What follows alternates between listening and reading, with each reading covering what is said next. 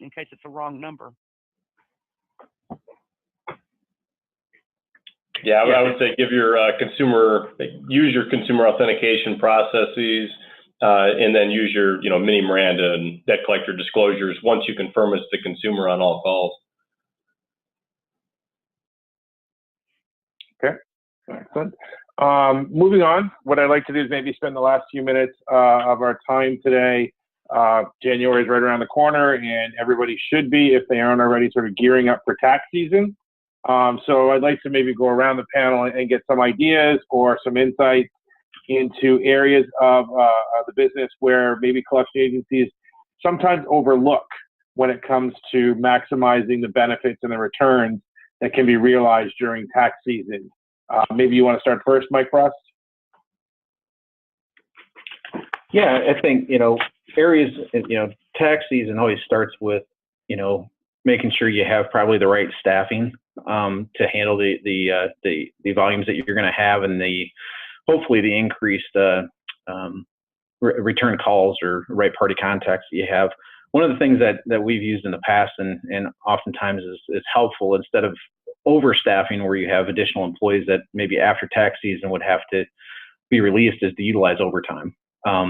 And overtime is actually a really good opportunity both for the agents and for the company, because you have most often the best people wanting to have the additional time and opportunity to collect more revenue. So your revenue dollars per agent is probably going to be higher than bringing in a new FTE prior to tax season, then maybe not being fully ramped before you get through that process. So overtime has been a really good opportunity in the past to be able to run that and create some additional dollars over the tax season, and also to be able to provide the level of service that's needed through that increased demand. So I think that's first and foremost, is making sure that you have the right levels there and the right processes in place to allow to make sure that you have all the phones are getting answered at the right levels, and especially from an inbound perspective to generate the revenue that you so desperately need during that time frame. Obviously, the best time of the season to collect for most of us is in that time period. So you have to make the most of it. But I would recommend for people, if you're not using overtime as a methodology to increase the staffing levels, that's something that you could definitely take a look at.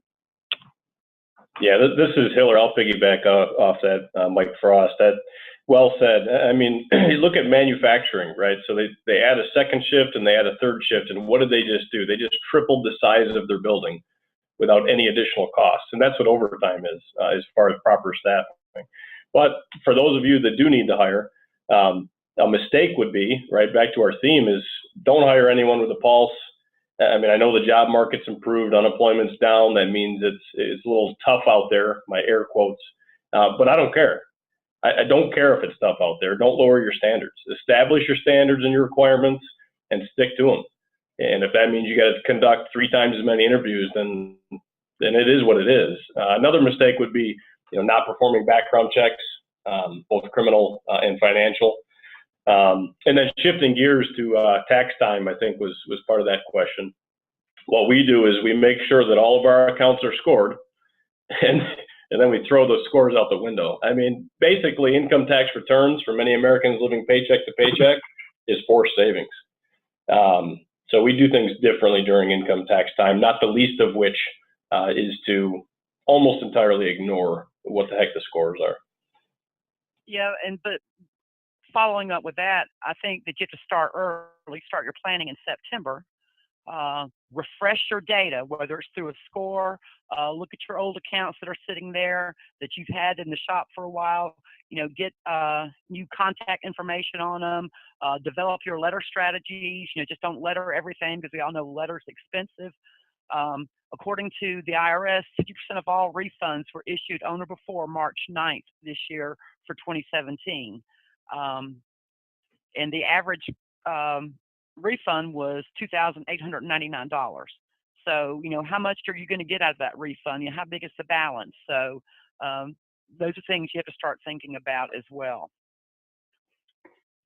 And I would say that if you're going to send out a tax time letter offering some kind of settlement, number one, make sure that you have your collection notice review attorney review that letter. Sometimes those letters are overlooked because they're kind of a once in a year type letter.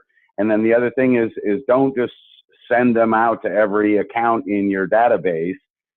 You need to be aware of who's getting them and what kind of account is going to get them, because you certainly don't want to send out an initial notice and then a tax time letter offering a settlement 5 days later.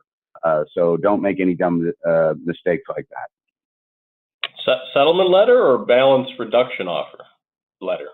You got it. You got it. Excellent. Well, we're just about out of time, but before we wrap up, what I'd like to do is maybe go around the panel one more time and have everybody share a takeaway, words of wisdom, any sort of parting thoughts that they want to share either about this topic or just sort of about maybe looking ahead to 2019 as we get ready for the holidays to start, and we can wrap up the webinar that way. LaDonna, would you mind starting? Sure, thank you. I guess my best advice or takeaway from this is, trust your peers. We've all done things, some of us have made stupid mistakes, and learn from other people's mistakes.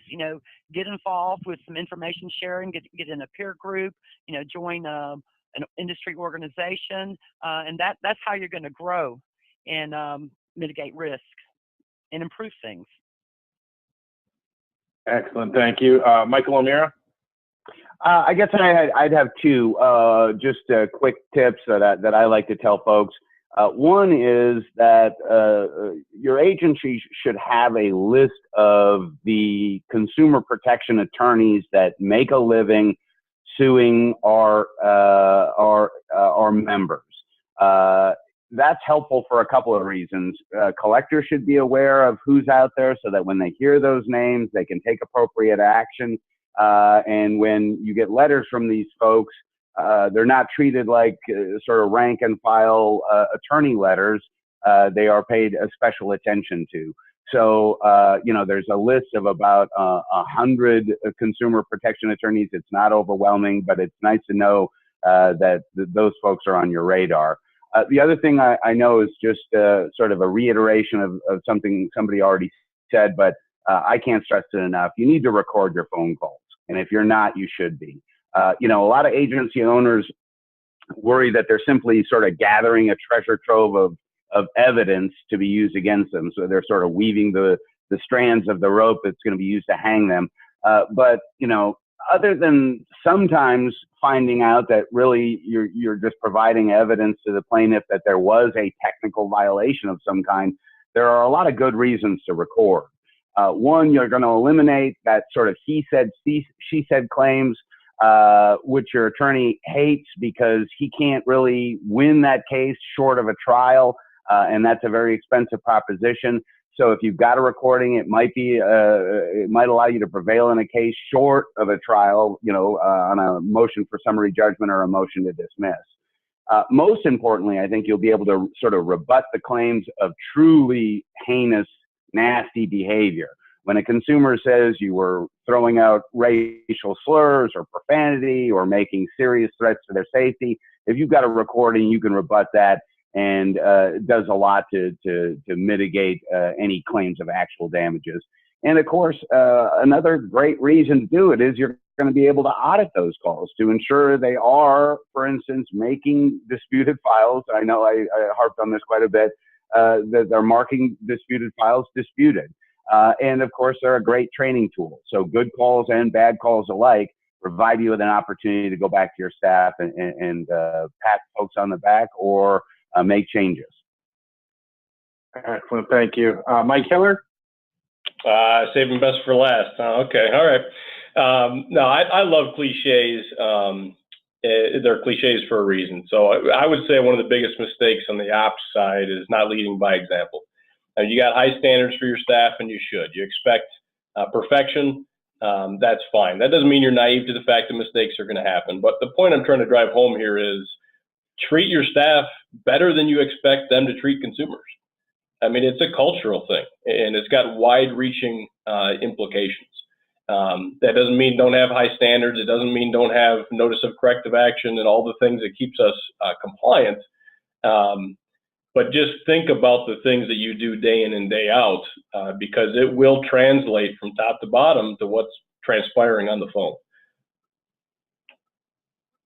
Excellent. Well, actually, I'm leaving Mike Frost for last because if he's going to go by Frosty and it's the holidays, I kind of felt like he should wrap things up. So, Mike, why don't you take us home? Well, hey, I appreciate that. And I would just say, it's my kids like to give me peanuts for Christmas. It seems like that's the gift that I get every year. And I think we touched on, if you grab a handful of those peanuts, you've got a whole bucket left of them, right? And that's what we did today. We had one webinar where we got through a handful of issues, talked through them as a group, as a few peers, and we had participants on the phone. Get involved in the associations next year. Get involved in these webinars. Share information. Work across the industry as a team. That's the only way we're going to make change across the group. So I would just leave with you that is, in the new year, I would love to see everybody get involved as involved as we can. We're only as good as everybody that is involved, and the lowest rung on that ring. So let's work together to make 2019 a great year, and happy holidays to everyone. Here, here, here. You were going to say that you were allergic to peanuts. That's why you. Kind of wish I was, because I seem to devour them too much. Excellent. Well, before I let everybody go, I want to thank LaDonna, Mike, and Michael for their insights and their time today. Really appreciate them sharing their expertise with us. I also wanted to thank Interpros for sponsoring today's webinar. Again, you can go to www.interpros.com to learn more about the company. And before I wrap up, I just want to thank everybody who participated. This is the last scheduled webinar I have for 2018. So I just wanted to take a second and thank everybody for their support. I went ahead and counted this morning, and this is the 53rd webinar that I've done in 2018. And looking at all the total number of attendees, we've had more than 4,000 people register and participate this year. And I'm just so overwhelmed by that number and couldn't be more appreciative of the support that I get from the attendees, from the speakers, and from the sponsors. So on behalf of myself, thank you for that. I hope everybody enjoys the rest of their day. Please stay tuned to accountsrecovery.net for news for the rest of this year and more webinars when we get back from the holidays in 2018. And everybody, before I forget, everybody should be checking out Collector Live, the event that I'm helping, that I'm partnering on, that's coming to a live stream near you on January the 15th. Collector.live is the website for that. So thanks a lot. Happy holidays. Everyone enjoy the rest of the day. Take care. Been a pleasure. Happy holidays.